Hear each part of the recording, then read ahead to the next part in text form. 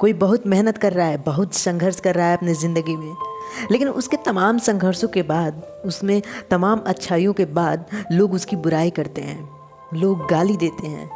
लेकिन जब आप सही हो फिर भी आपको गाली सुनना पड़े तो आखिर उसका जवाब कैसे देना चाहिए? कैसे लोगों को प्रूव करना चाहिए कि आप सही हो? कैसे बताना चाहिए लोगों से कि उन्हें आपको गाली नहीं देना चाहिए? लेकिन क्या आप बताओगे वो समझेंगे? ये तो आप उन्हें अपना गाल दे रहे हो कि मुझे थप्पड़ मारो। जो वो सामने से नहीं कर सकते उन्हें आप प्रत्यक्ष रूप से कराना चाहते हो। हर एक इंसान को आप समझा नहीं सकते।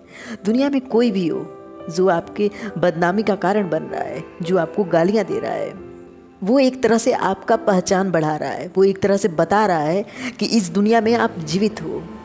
क्योंकि लोग उसी इंसान की बुराइयां करते हैं जिसमें अच्छाइयाँ होती हैं, जिन अच्छाइयों के कारण वो जल रहे हैं, जिन अच्छाइयों को वो छुपाना चाहते हैं। इसलिए बढ़ा चढ़ा के बुराइयां समाज के सामने रखते हैं ताकि लोग आपको जाने तो उन बुराइयों के साथ जाने। शायद उन्हें शांति मिलता है। आपको बुरा भला कहने के बाद वो खुद को संतोषजनक पाते हैं, खुद को संतोष दिला पाते हैं, अपने दिल को शांत रखते हैं कि हाँ उसमें ये बुराइयां हैं, और खुद को सांत्वना देते हैं कि उन्हें इसका दुख न रहे। इंसान जब ईश्वर से कुछ मांग रहा होता है और ईश्वर उसे नहीं देता है, लाख पूजा पाठ के बाद अगर ईश्वर उस चीज़ को नहीं दे रहा है तो इंसान उसे एक्सेप्ट करता है, कहता है ये तो भगवान की इच्छा थी, इसलिए शायद भगवान नहीं देना चाहता, क्योंकि वो अपने दिल को समझा रहा है कि वो मान जाए। अगर इंसान अपने आप को सांत्वना न दे, अपने आप को शांत न करे, तो वो उस विचार में ज़्यादा समय तक घिरा रहेगा। वो विचार उसके दिमाग में बार बार आएगा। वो कुछ भी करेगा तो वो बातें उसके बार बार दिमाग में आती रहेंगी। वो कोई काम कर नहीं पाएगा। बस यही कारण है कि जो इंसान अच्छा होता है, जिसमें अच्छाइयाँ ढेर सारी होती हैं, अगर आपके जैसा कोई नहीं बन सकता तो आप में बुराइयाँ निकाल कर लोग शांत होने की चेष्टा करते हैं। आप में बुराइयां निकालकर लोग खुद को संतुष्ट करते हैं कि हाँ उसमें बुराइयां हैं, वैसा तो कोई कर सकता है, मैं भी कर सकता हूँ। लेकिन असल मायने में वो इंसान नहीं कर सकता। अपने जलन को, अपने दुख को, अपने ईर्ष्या को दर्शाने के लिए वो एक इंसान को बदनाम करता है, एक अच्छे इंसान में गलतियाँ ढूंढता है, उसे गाली देता है कि मेरे साथ साथ 2-4 लोग और गाली देंगे। लेकिन असल मायने में जो आपको सही जानता है वो आपको सही ही मानेगा। असल मायने में जो आपकी सच्चाई जानता है वो लोगों के लाख बुराइयों के बाद भी आपका वो सच्चाई स्वीकार करने के लिए हमेशा तैयार रहेगा कि हाँ आप सही हो।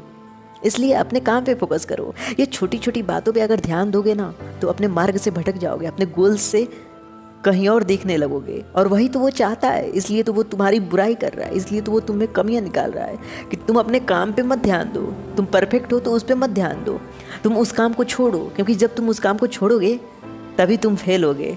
वो बुराइयां भी इसलिए कर रहा है ना कि आप अपने आप में बुराइयां ढूंढो, और बुराइयां ढूंढने के बाद जो आप कर रहे हो वहाँ से आप पीछे हटो। आप अपनी सफलता के पीछे मत भाग पाओ। आप जो कर रहे हो वो सही है, लेकिन लोग बुराइयां इसलिए करते हैं क्योंकि आप बुराइयां स्वयं में ढूंढोगे तो वो जो कर रहे हैं वो कर नहीं पाओगे। ऐसे लोगों को जवाब नहीं देना चाहिए। ऐसे लोगों को अगर जवाब देना है तो खुद को सफल बनाओ, उन्हें जवाब मिल जाएगा।